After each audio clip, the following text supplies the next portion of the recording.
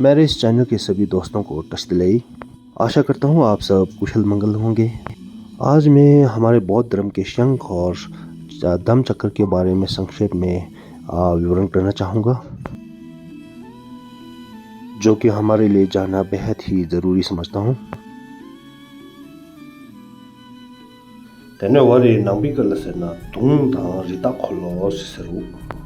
वैसे तो बुद्धिज़्म प्रतीक में कई चक्र होते हैं, जैसे भव चक्र, काल चक्र, धम्म चक्र। तनु वारी के लसना नंबर संगी भी तो छे खलो सुमदे दुई खलो सिपा खलो तने रिता खलो से तने सरो। और इन चक्रों में कई अनेक प्रकार की तिलियां भी होती है। किसी में 8, किसी में 12 तो किसी में 24 तिलियां भी होती है। धम्म चक्र को सम्राट अशोक से भी जोड़ा जाता है और उनके स्तंभों में भी दर्शाया जाता है ये। और ये भारत के राष्ट्रीय ध्वज को का भी एक प्रमुख तत्व है और बौद्ध धर्म के प्रसार और प्रभाव को भी ये दर्शाता है। मैं आज आपके समक्ष बताने वाला हूँ धम्म चक्र के बारे में। रिता खल्लौस ने ये हमारे हर बौद्ध मंदिर के प्रवेश द्वार में आपको देखने को मिलेगा, परंतु आपने इस पवित्र चिन्ह को कभी भी समझने और जानने की कोशिश नहीं की होगी। मैं समझता हूँ इस पवित्र चिन्ह को हर बौद्धों के लिए जानना बहुत ज़रूरी है। हम एक बुद्धिज़्म होने के नाते बुद्धिज़्म के जो प्रतीक होते हैं उनके बारे जानना हमारे लिए बहुत ही ज़रूरी समझता हूँ मैं।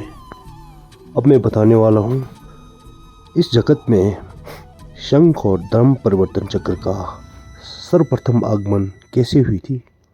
इससे पहले कृपया वीडियो को लाइक और कमेंट करना ना भूलिए। सर्वप्रथम जब गौतम बुद्ध 6 वर्ष की कड़ी तपस्या के बाद उन्हें बुद्ध तप की प्राप्ति हुई, सच्चे ज्ञान की प्राप्ति हुई थी, तो 7 सप्ताह तक यानी 49 दिन तक सोचता रहा कि मैं अपने ज्ञान को किस परम भक्त के साथ बांटूं और इस उदार और गंभीर परम मार्ग को किसे सुनाऊं। अगर मैं किसी को सुनाऊं तो कैसे समझेगा। आखिर इस लोक में सुनने की क्षमता किस में है। परम सत्य की प्राप्ति करने के बाद भी बोधि वृक्ष के नीचे 7 सप्ताह तक अमृत रूपी परम मार्ग के लिए विचरण करते रहे और ठीक 49 दिन के बाद देवलोक से इंद्र और ब्रह्मा आए और जगत कल्याण के लिए इंद्र ने उन्हें शंख और ब्रह्मा ने चक्र भेंट कर धर्म का शंखनाद करने के लिए बुद्ध से अनुरोध किया।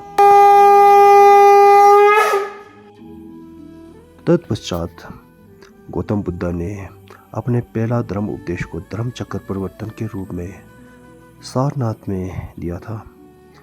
ये उपदेश पहली बार अपने 5 दोस्तों को जिनका नाम अगस्त्य, वसकंठ, कश्यप और मगध को दिया था।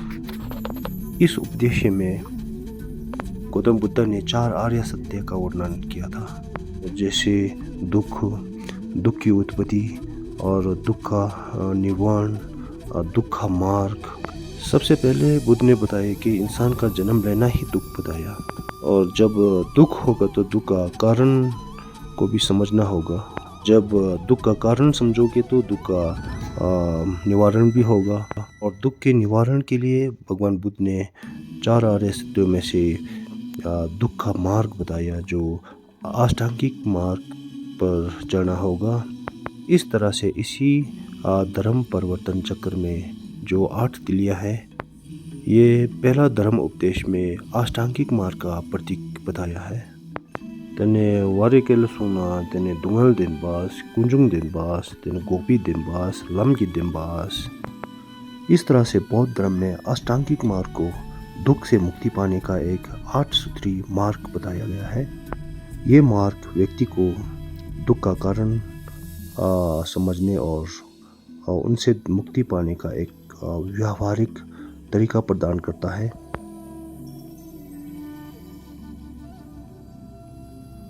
और इस तरह से बौद्ध धर्म में शंख को धार्मिक कार्यों के शुभ आरंभ के लिए तथा अज्ञानता को गहरी नींद से जगाने और दूसरों का कल्याण करने की प्रेरणा मिलती है। और बौद्ध इतिहास में उस प्रथम धर्म उपदेश को धर्म चक्र परिवर्तन के रूप से जाना गया उन 5 भिक्षुओं को पंचवर्गीय भिक्षु कहा जाने लगा और उस चक्र का नाम जो रीताखलो धम्म परिवर्तन चक्र के नाम से संपूर्ण विश्व में विख्यात हुआ।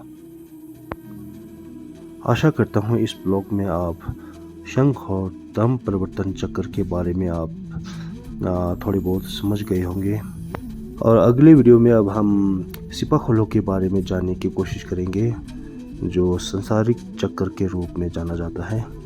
तब तक के लिए जुले। संसार में दुख का कारण क्या, संताप शोक का निवारण क्या। संसार में दुख का कारण क्या, संताप शोक का निवारण क्या। इस खोज में सब कुछ त्याग दिया, हर वैभव से वैराग लिया। वो सृष्टि से संयुक्त हुए, सिद्धार्थ से